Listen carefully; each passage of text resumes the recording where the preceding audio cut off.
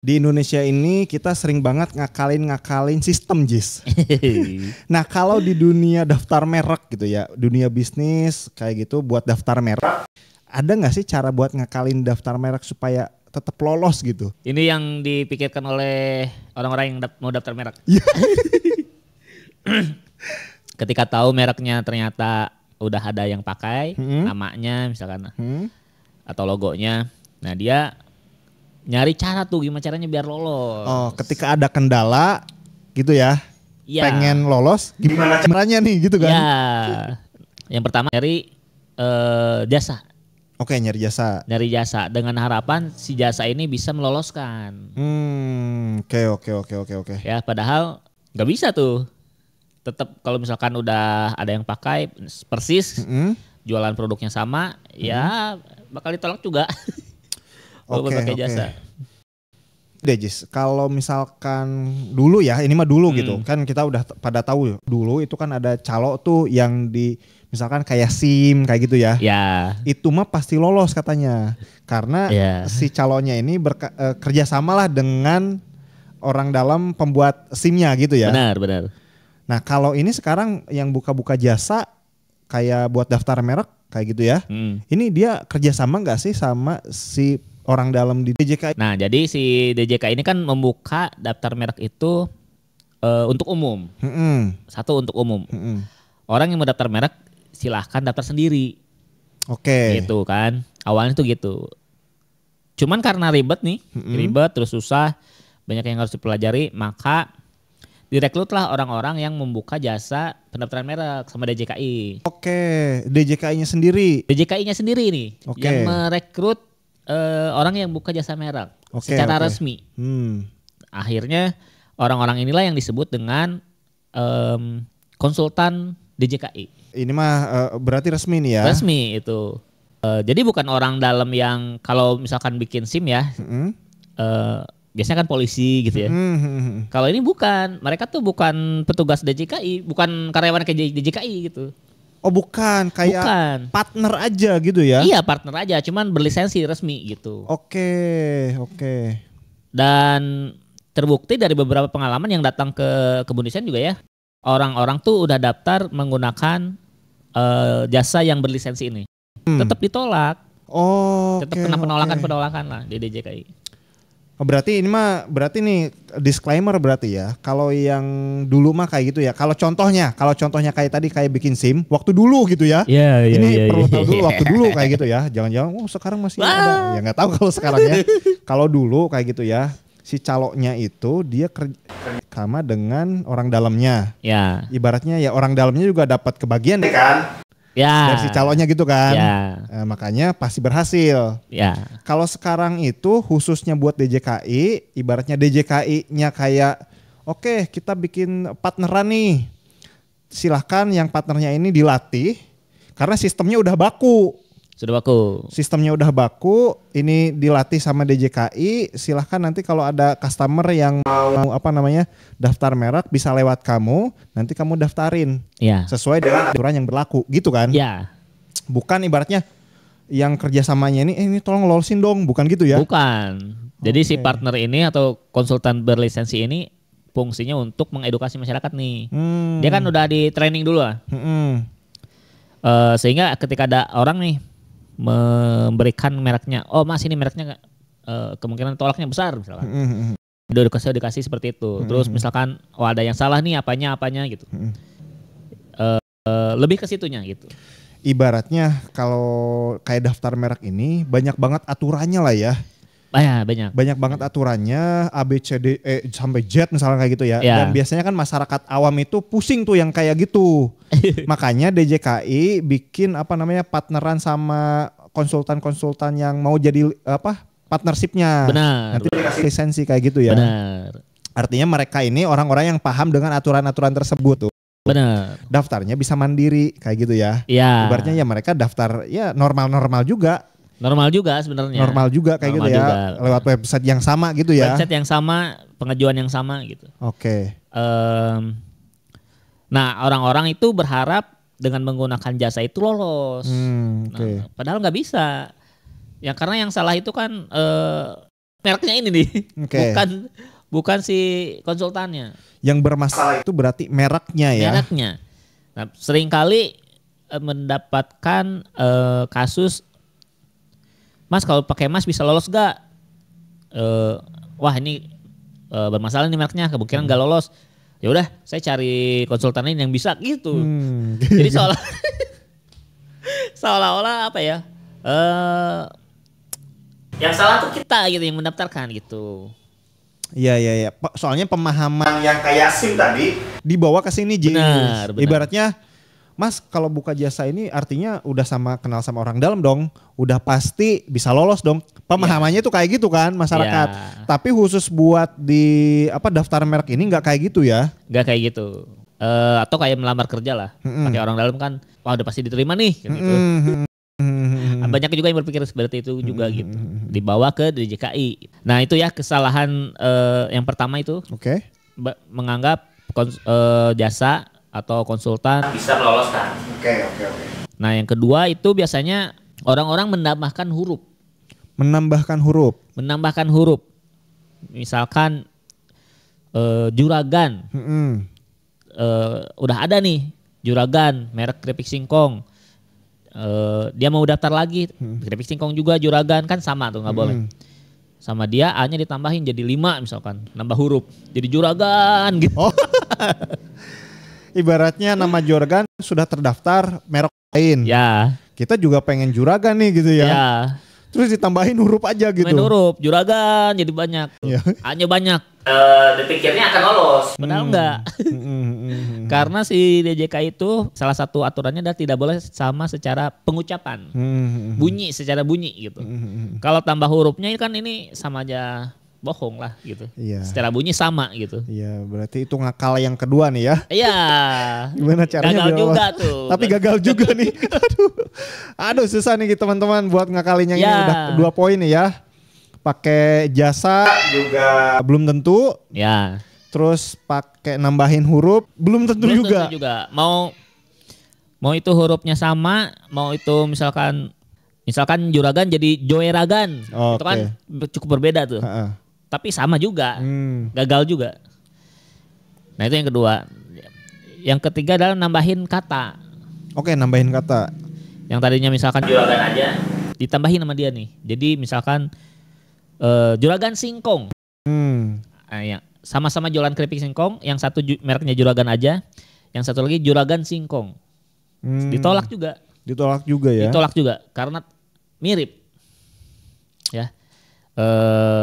Dalam artian gini, DJK itu menganggap miripnya adalah di mana konsumen menjadi kesusahan membedakan antara juragan yang A dan juragan B gitu.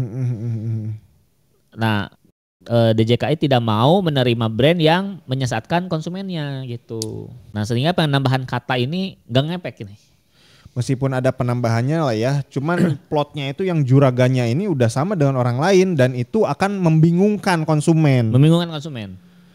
Mau itu penambahan di depan, di belakang, atau di tengah. Kalau misalkan ada 3 kata ya, sama aja, ditolak juga. Benar. Ya kalau kita misalkan ini yang terkenal misalkan kayak gitu ya. Mobil brand Toyota misalkan. Kita bikin mobil juga nih di Indonesia. Brandnya pengen sama nih. Toyota Berkah misalnya kayak gitu ya. Nah kan orang-orang tuh udah taunya Toyota nih terkenal nih. Tiba-tiba kita bikin brand juga Toyota Berkah.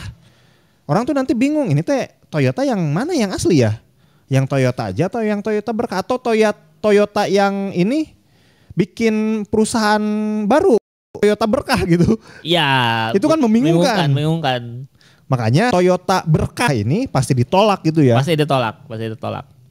Nah kebanyakan tuh yang tambahan-tambahannya nih ya. Ditambahin kata Indonesia biasanya tuh. Misalkan Toyota tadi jadi Toyota Indonesia. Oke. Nah terus ada juga nih yang WA.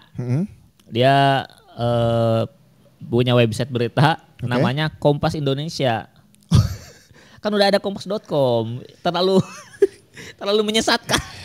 Nah ini contoh real nih ya. Contoh real. Ada yang bikin website Kompas Indonesia. Ya. Terus pengen daftar merek. Padahal di DJKI di daftar merek itu sudah ada Kompas kayak gitu ya. Ya. Yang itu udah pasti kompas.com itu. Kompas.com lah ya. Ya media Kompas lah ya. Iya. Ada Kompas TV juga kan. Bener, udah kita peringatkan nih kemungkinan ditolak nih, tapi dia nggak mau dan akhirnya daftar sendiri. Setahun kemudian datang lagi, Mas ditolak katanya. Karena Kompas ini udah terkenal. Iya. Apalagi Kompas udah terkenal gitu maksudnya ya. Iya. Bahkan yang mungkin belum terkenal aja itu udah pasti ditolak gitu. Udah pasti ditolak. Kalau udah daftar duluan ada ya. Apalagi ini udah terkenal banget gitu ya. Udah daftar merek terus terkenal banget gitu kan. Iya. Ini dia daftar membawa tambahan kata Indonesia gitu. Kompas Indonesia udah pasti ditolak ya. Ditolak juga. Nah, terus yang ada lagi nih yang keempat adalah ganti kelas. Oke, ganti kelas. Ganti kelas ini bisa lolos. Kayak ini ada peluang lolosnya ini mah nih. Bisa lolos. Misalkan orang ini jualan, misalkan ada orang pengen jualan minuman misalkan. Oke.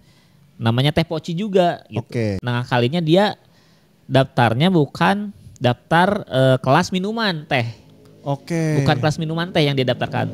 Tapi kedai yang menyajikan teh. Oh, karena teh poci, brand teh poci gitu yang udah terkenal itu sudah daftar merek misalkan kelas 1 yaitu jualan minuman teh. Ya. Nah, kita juga pengen nama brandnya teh poci ini. Iya, tapi udah ada nih, gimana nih? Udah ada kelasnya nih, kelas 1 nih. Ya. Udah terkenal juga misalkan kayak gitu ya. Kita coba ngakalin. Nah, yang pindah kelas. Kelas 2 misalkan. Jadi kedai yang menyediakan teh. Jadi kedai nih ya kelasnya. Iya. Tapi bukan jualan minuman teh, tapi kedai yang jualan minuman misalkan. Bener. Kita nggak tahu ya kelas teh itu kelas berapa karena banyak ya. Ya ini mah permisalan ya. Contoh aja gitu ya. Nah itu yang sering dilakukan nih sama orang. Ini lolos. Potensi lolosnya ada. Bahkan lolos ini. Oke. Ya 99% lolos. Oke. Nah tapi perubahan bisnis di sini kan. Yang tadinya teh poci. Tapi sekarang jadi kedai yang menyediakan teh. Kalau bisnisnya berubah juga jadi kedai sudah masalah. Oke. Nah tapi yang jadi permasalahan adalah dia tetap jualan minuman teh yang tidak ada kedainya. Tapi minuman kemasan kayak gitu ya? Iya, tapi minuman kemasan. Nah ini yang jadi parah nih. Salah akhirnya peruntukannya.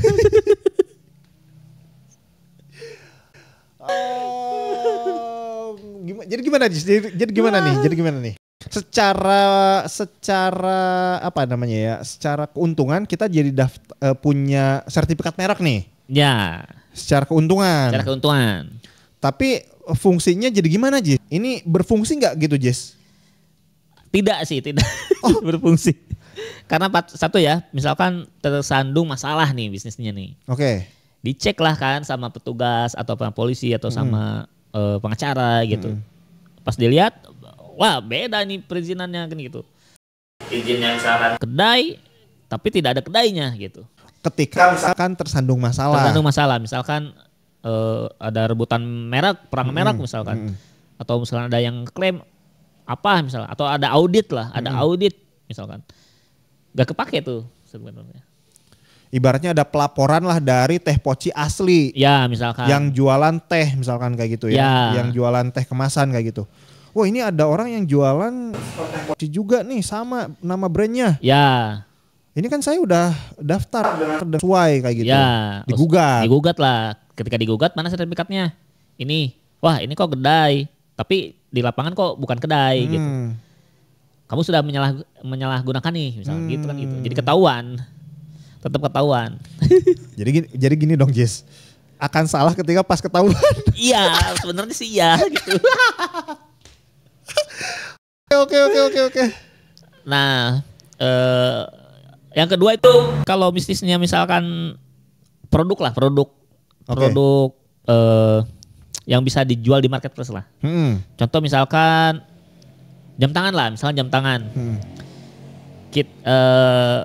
Kita menjual misalkan jam tangan Rolex misalkan ya, jam tangan Rolex itu kan udah didaftarin tuh sama orang. nama kita juga Rolex nih ternyata.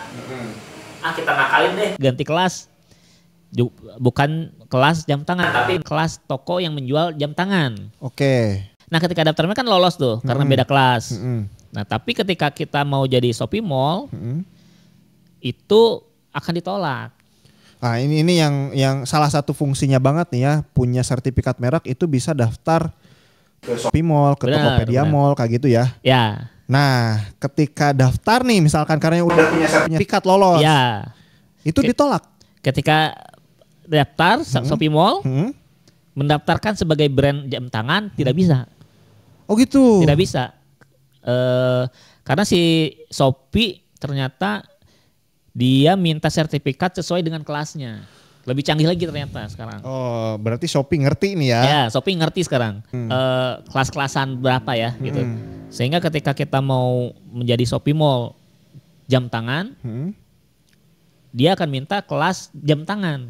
Nah kemarin juga ada juga tuh kasus yang curhat lagi. Oh gitu. Karena banyak orang yang terpentok masalah tentang merek, akhirnya konsultasi ke kita ya ke kebun desain, minta apakah bisa dibetulkan atau enggak gitu. Oke. Dan ini nggak bisa dibetulkan gitu. Ada orang yang lagi jualan baju, bajunya merek sendiri, di mana mereknya ini nempel ke bajunya gitu, merek sendiri. Nah dia daftarnya tuh bukan kelas baju, tapi kelas toko baju. Oke. Ya seperti ngakal ini lah ya. Iya. Padahal ini dia bukan nakal tapi dia salah aja. Salah. Oke. Salah input aja dia, salah milih. Salah milih. Dia bilang, "Mas, ini kok Shopee-nya minta kelas nomor 25 ya, sedangkan saya bukan kelas nomor 25," katanya. "Tapi ini tentang baju juga kok," katanya. Lah, kata saya, "Ini mah toko baju, bukan merek baju," gitu. Sehingga si Shopee-nya nggak bisa menerima sertifikat yang udah jadi itu. Iya. Nah itu ya teman-teman ya. Apa namanya? Ya kenapa kalau kita kebun desain sering menawarkan, udah kalau mau daftar merek itu kalau nggak mau pusing pakai kebun desain aja. Iya. Karena kita ngerti gitu. Iya. Yang begini-begini gitu kan ya. Daripada daftar sendiri, oke lah daftar sendiri budgetnya lebih minim kayak gitu ya. Ya. Tapi ya ketika salah kayak gini.